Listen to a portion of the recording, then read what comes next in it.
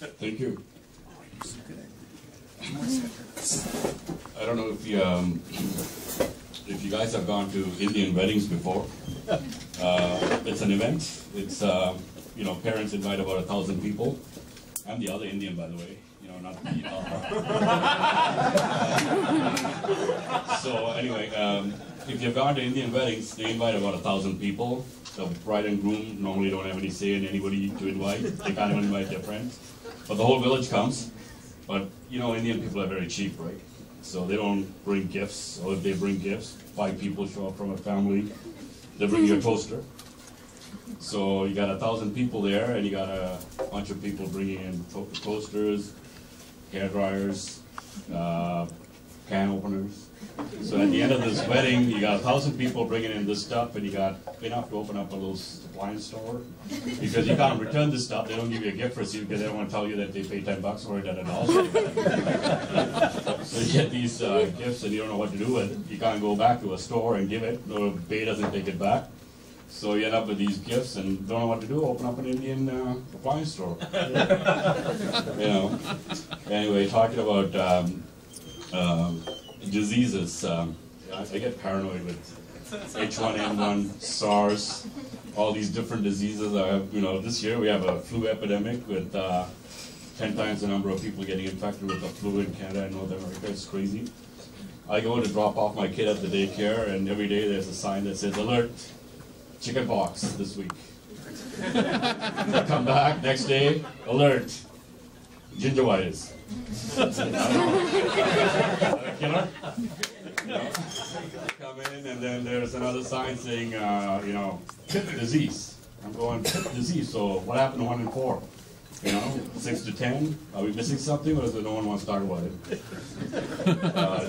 I don't know. I just go to work these days, and you have a boardroom of 20 people in a meeting, and all of a sudden Johnny sneezes, and everybody ducks out of the table. You know, and 48 hours later, oh crap, we got the flu now. The whole division is wiped out. You know, nobody's coming to work. You got to change the release date for data or wherever you work. You know, like all the deadlines are screwed up. I don't know. I don't know whether you heard the story about this guy in an apartment building in Toronto. He flushed a snake down the toilet. Did you hear that? Well, I guess the novelty wore out. Got a snake, I guess, at a corner shop there. You know, some guy holding it up. I got a snake here, you want it? And he brought it home, and he decided after a couple of weeks, the wife said, "It's the snake goes, or I go, which one?" So I guess he decided to flush it down. Guess what happens? He thinks it's going to go to Lake Ontario and have a swim down there, and that's where it belongs, I guess. No such luck. It starts doing a tour around the building. Pops into somebody's toilet, says hi, peekaboo. You got women screaming out of the toilet going, "There's a snake in there." Husband runs in, looks at it. "Honey, next time flush it, you know, that's not a snake. You've been staring at it too long, you know, it's something else." So, you know, so this goes on for a few weeks. I'm not, this is a true story, I'm telling you. This goes on for a few weeks, people are complaining, women are running out of the toilet, guys staring at the, you know, whatever, and, "Oh, it's a snake, or what is it?" Anyway, so this goes on, and all of a sudden there's a plumbing problem.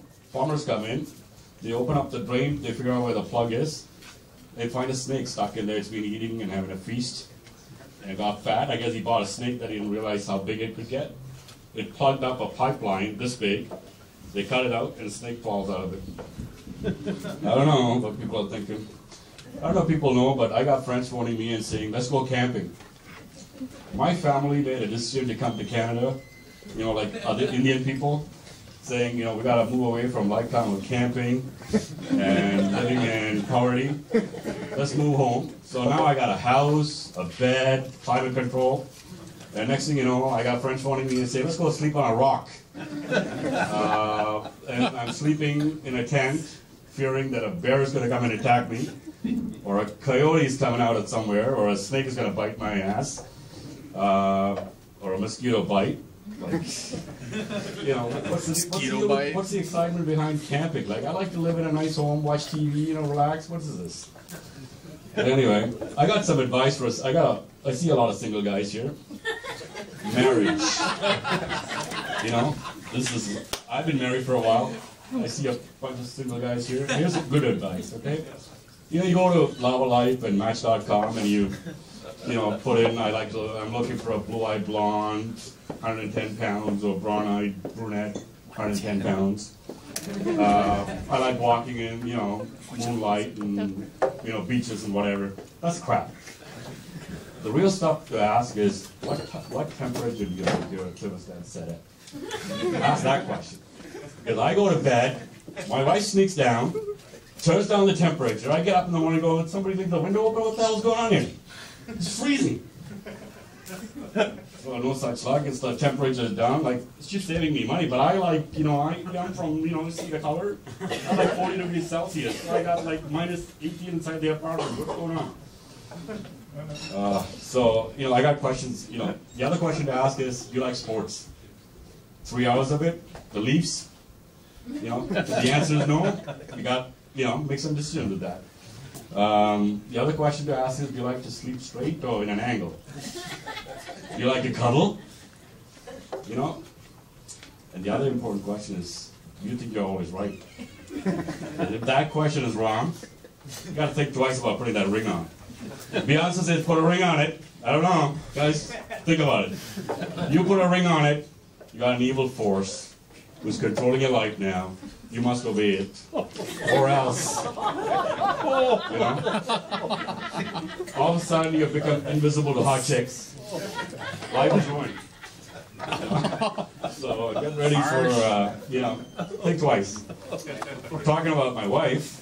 We go to Toronto a lot. Yeah, I don't want to point to her. That one, no. So we go to Toronto, drive back a lot. So, you know, go visit family, eat a lot. Sunday night, Sunday afternoon, you're driving back. So you know, I keep telling her, I'm gonna fall asleep, I'm getting tired. She goes, I'll drive. So I tell her, drive, but don't speed. I don't need any of this insurance going up and paying like $5,000 a month. So I tell her, don't speed. So I fall asleep, get up, and I'm staring at a police officer. And she's hitting the brakes. I'm looking at the police officer going, what the hell happened? And he's yelling at her, get off the road, because she's like halfway out and halfway in the middle of the highway. It's like, get off the road. So she gets off and he goes, I didn't pull you over. I'm like, thank God, there goes that insurance part. So somehow he gets her back on the highway. Now remember, wives, nothing is their fault. So I go, what happened? Why'd you get pulled over? She goes, well, that woman was chasing me down behind me, tailgating me. I couldn't take it anymore. I was speeding up. I'm like, if she's tailgating you, just change lanes in a door. You know, what's the big deal here? But she decided to speed down. She sees a trailer coming behind her. She's going like 150. What the hell?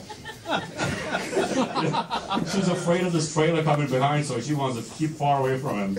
I'm saying, like, there's a cop over there. I don't need this crap. I don't know. I go to work and I got people hitting me up for Tupperware, you know, Amway and Mary Kay. Like, get a job, man. What is this crap they're selling? Like, spend 3 hours at a party to buy plastic boxes, and they're trying to convince you that the plastic boxes have a lifetime warranty. Like, I can't even find the friggin' lid from last week. You know? And then you go to this party, 3 hours later, rocket science. I go to a Walmart and look at the boxes, look at the price, and decide, okay, it's the cheapest one, dishwasher safe. Is it like microwave safe? And I'm done, right? No. 3 hours later, I can't even order the. I can't order the time. You're done. Thank you. Red dot. Red dot.